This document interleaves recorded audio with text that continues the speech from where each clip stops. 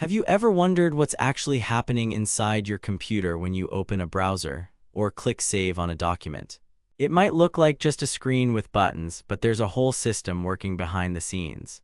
In this video, we'll break down what a computer actually is, what happens when you press the power button, and how core parts like the CPU, RAM, storage, and motherboard work together.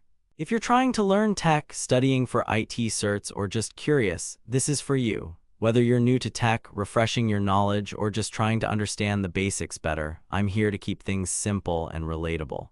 We've all been in that situation where someone throws around jargon and everyone ends up confused. That's not helpful, so I'm keeping it real and easy to follow. Now, the question we've all been waiting for: what is a computer? At its core, a computer is a machine that follows instructions. It receives input, processes it, and gives output. When you press the power button, the power supply sends power to everything. The CPU, also known as the brain of the computer, looks for startup instructions. It finds the BIOS or UEFI, which checks the hardware to ensure everything is working. Then it finds a bootable device like your SSD and loads the operating system into RAM. Once that's done, your desktop appears and you're ready to go. Now let's break down the main components. CPU, think of it as the builder. It processes instructions and runs the show. Different generations like Intel Core i3, i5, i7, i9, and AMD Ryzen determines the speed and performance, and not every CPU fits every motherboard due to socket differences. When it comes to laptops, most CPUs are soldered and not upgradable. RAM, this is short-term memory. It stores data the CPU is actively using, but it forgets everything when the power's off. Like CPUs, RAM has generations such as DDR4 and DDR5 that aren't interchangeable. Storage is your computer's long-term memory. SSDs are faster than HDDs and come in types like SATA and NVMe. Some laptops allows you to upgrade storage, others don't, so always check the specs on your existing laptop or when planning to purchase a new one.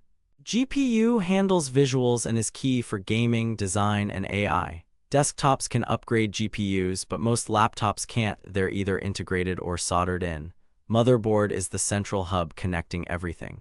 If you want to upgrade your CPU or RAM, you need to check whether your motherboard supports it. PSU powers your system. If you're adding a GPU or extra drives, make sure your power supply can handle the load. Laptops use external power bricks, so best practice is to always replace it with the same rated adapter. Think of your computer like a construction crew. The CPU is the builder doing the actual work. RAM is the workbench, temporary space for tools and materials. Storage is the warehouse where blueprints and extra materials are kept. The motherboard is the foreman's clipboard, making sure all parts can communicate.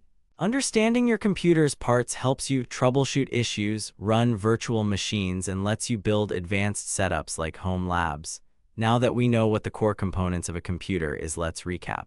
A computer takes input, processes it, and gives output. Inside, you've got the CPU, RAM, storage, motherboard, and more, all working as a team.